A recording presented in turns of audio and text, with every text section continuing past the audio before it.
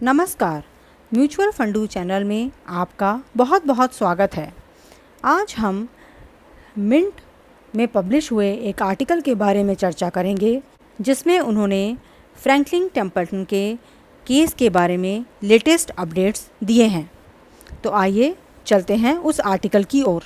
यह आर्टिकल 6 अगस्त 2020 को पब्लिश हुआ है सुबह 7:50 पर और इसकी हेडिंग है Franklin says no violations followed industry practices। तो आइए जानते हैं इस आर्टिकल के डिटेल्स। फ्रैंकलिन टेम्पल्टन ने कर्नाटक हाई कोर्ट में अपने 6 डेट फंड्स जो बंद कर दिए गए हैं उनके बारे में बताया है कि उन पर जो एक्शन लिया गया है यानी उनको जो क्लोज़ किया गया है वो एक बोर्ड डिसीज़न था और उन्होंने बोला है जितने भी दोष लगाए गए हैं फ्रैंकलिन टेम्पल्टन कंपनी पर और असेट मैनेजर्स पर वो एक्चुअली इंडस्ट्री प्रैक्टिसेस हैं। 4 सेपरेट लॉ सूट्स फाइल किए गए थे फ्रैंकलिन टेम्पल्टन के खिलाफ। इसमें इन्वेस्टर्स ने यह दोष लगाया है कि जो स्कीम्स हैं वो अब्रप्टली यानी अचानक ही बंद कर दी गई और ड्यू प्रोसेस जो है उसको फॉलो नहीं किया गया। साथ ही उन्होंने ये भी दोष लगाया है कि जो स्कीम्स हैं उन्हें मिसमैनेज्ड किया गया और कोविड-19 आउटब्रेक को एक एक्सक्यूज़ बनाया गया इन स्कीम्स को क्लोज़ करने के लिए। हाई कोर्ट जो है वो इस केस की हियरिंग 7 अगस्त यानी कल से स्टार्ट करने वाला है। तो ये जो हम डिटेल्स पढ़ने वाले हैं ये जो क्वेश्चंस वेरियस लॉसूट्स दाखिल किए गए थे उन्होंने जो कर्नाटक हाई कोर्ट में रिक्वेस्ट दिए हैं और उनका जो काउंटर रिप्लाई फ्रैंकलिन ने दायर किया है उसके बारे में ये आर्टिकल है। बहुत से व्यूअर्स ने मुझसे पूछा था कि 28 जुलाई को कोर्ट में जो हियरिंग थी उसमें क्या हुआ है उसके बारे में डिटेल्स बताएं। तो ये उसी का एक पार्ट है। जैसा कि आप सभी को पता है कि 23 अप्रैल को फ्रैंकलिन ने अपनी 6 डेट स्कीम्स को शट कर दिया था और रीज़न दिया था severe illiquidity and redemption pressure due to कोविड-19। इन्वेस्टर्स ने आरोप लगाया है कि जो अल्ट्रा शॉर्ट टर्म फंड्स और शॉर्ट टर्म बॉन्ड फंड्स थे उनके जो अंडरलाइंग पेपर्स थे उनकी जो मैच्योरिटी है वो ज़्यादा है एज़ कंपेयर टू जो कि फंड्स के जो डिटेल्स होते हैं उनमें दी जाती है। For example ultra short term bond fund जो होता है वो ये कहता है कि जो भी अंडरलाइंग डेट पेपर्स में यह फंड इन्वेस्ट करेगा उनकी मैच्योरिटी 6 मंथ्स टू 1 ईयर होगी। पर एक्चुअल में जब ये सारा फियास्को हुआ और डिटेल में इस पोर्टफोलियो को खंगाला गया तो ये देखा गया कि एक्चुअल में डेट पेपर्स की मैच्योरिटी जो है वो 6 मंथ्स टू 1 ईयर से ज़्यादा है। तो इसी बात पर इन्वेस्टर्स ने आरोप लगाया है। दूसरा उन्होंने ये भी बोला कि जिन इशूअर्स को उन्होंने पैसा दिया उनके बहुत ही कम सब्सक्राइबर्स हैं यानी कि बहुत ही कम निवेशकों ने वहाँ पर पैसा इन्वेस्ट कर रखा था। दूसरा इन्वेस्टर्स ने ये भी बोला कि जो प्रोडक्ट है वो करेक्ट रिस्क फैक्टर को डिस्क्राइब या रिफ्लेक्ट नहीं करता है।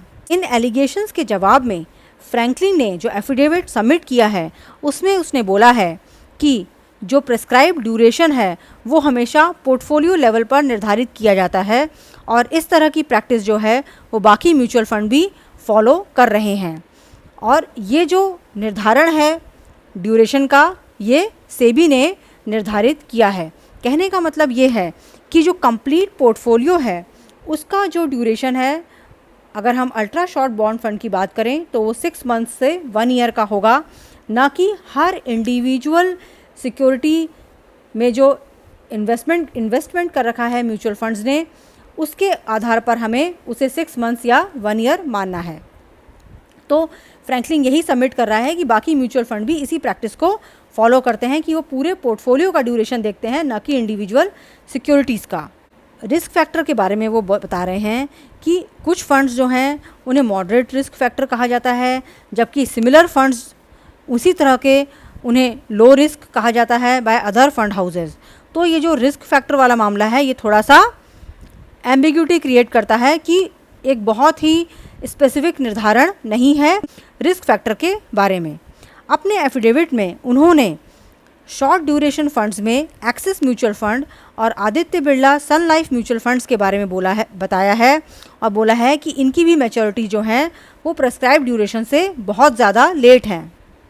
एक्सिस शॉर्ट टर्म फंड में एज ऑन 31 मार्च 2020 को 60 सिक्योरिटीज़ उनके पोर्टफोलियो में थीं और उनका जो मैच्योरिटी पीरियड रनिंग था वो बियॉन्ड 3 ईयर्स था फ्रॉम 2020 और जो लॉन्गेस्ट मैच्योरिटी डेट पेपर है वो 2045 में मैच्योर होगा। तो आप देखिए शॉर्ट टर्म फंड में आज 2020 है और 2045 में लॉन्गेस्ट मैच्योरिटी वाला जो डेट पेपर है वो मैच्योर होगा। इसका मतलब करीब 25 ईयर्स का ये लॉन्ग इन्वेस्टमेंट हो गया।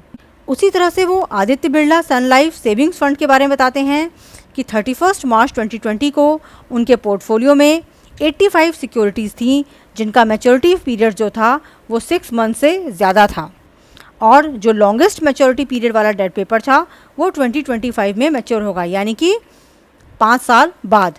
तो इन एग्जांपल्स द्वारा फ्रैंकलिन ने हाई कोर्ट में यह दर्शाने की कोशिश करी है कि जो फ्रैंकलिन कर रहा है वो कोई अपवाद नहीं है, वो एक स्टैंडर्ड नॉर्म है और बाकी म्यूचुअल फंड्स भी उसी तरह से काम करते हैं जैसे वो कर रहा था। जहाँ तक इस इशू की बात है कि उसने ऐसे लेंडर्स को इशू किया जिनके बहुत ही कम सब्सक्राइबर थे, तो फ्रैंकलिन ने बोला है कि कम सब्सक्राइबर होना जो है वो इस बात को नहीं दर्शाता है कि उनकी क्रेडिट क्वालिटी बुरी है या अच्छी है, यानी क्रेडिट क्वालिटी से इन्वेस्टर्स काउंट का कोई भी कोरिलेशन नहीं है। जो इन्वेस्टमेंट्स हैं वो हमेशा इस बात को देखकर किए जाते हैं कि क्वालिटेटिव और क्वांटिटेटिव रिसर्च कैसी है और जो इशूअर है उसके बारे में ड्यू डिलिजेंस लिया जाता है। निवेशकों ने फ्रैंकलिन पर यह भी इल्ज़ाम लगाया है कि उसने ऐसे लेंडर्स को पैसा दिया है जिन्होंने या तो डिफ़ॉल्ट कर दिया है या फिर उनकी रेटिंग डाउनग्रेड हो गई है। तो इस पर फंड हाउस का ये कहना है कि जो इशूअर्स हैं जिनकी क्रेडिट इवेंट्स सफ़र हुई हैं, यानी कि उनकी क्रेडिट रेटिंग डाउन कर दी गई है, वो पहले जब इन्वेस्टमेंट किया गया था उस समय वो स्टेबल और गुड क्रेडिट हिस्ट्री के साथ उनका रिकॉर्ड था, जैसे कि वो बोल रहे हैं DHFL, Vodafone Idea, Yes Bank, ADAG, SL group, इन सभी की जो क्रेडिट हिस्ट्री है वो काफ़ी अच्छी थी और इनकी क्रेडिट रेटिंग स्टेबल थी जब इन्वेस्टमेंट किया गया था। एग्जाम्पल के तौर पर DHFL की क्रेडिट रेटिंग केयर AAA थी, Reliance broadcast network private limited की रेटिंग AAA थी, वोडाफोन आइडिया लिमिटेड की रेटिंग AA थी, यस बैंक की रेटिंग AA थी और इन्वेस्टमेंट करने के बाद इन सब पेपर्स में डाउनग्रेड हुआ। साथ ही फ्रैंकलिन ने यह भी सबमिट किया है कि जो बाकी म्यूचुअल फंड्स हैं और उनकी अलग अलग स्कीमें हैं जैसे Aditya Birla, Axis, BOI AXA, TSP, Edelweiss, HSBC, Indiabulls, IDBI, Kotak, L&T, LIC, Mirae, Nippon India, Tata Sundaram, UTI et cetera, इन सभी का भी ऊपर बताई गई सिक्योरिटीज़ या ग्रुप्स में इन्वेस्टमेंट है। तो इस आर्टिकल से हमें फ्रैंकलिन टेम्पल्टन के व्यू पॉइंट का पता लगता है और किस तरह से वो अपने ऊपर लगाए गए आरोपों को खंडित करते हैं इसके बारे में जानकारी मिलती है। कोर्ट में इसकी हियरिंग 7 अगस्त यानी कि कल है और कल इसके बारे में मैं आपको फिर से अपडेट करूंगी। मैं अपने वीडियो को यहीं विराम देती हूं। अपना बहुमूल्य समय इस चैनल को देने के लिए आपका बहुत बहुत धन्यवाद। Thank you.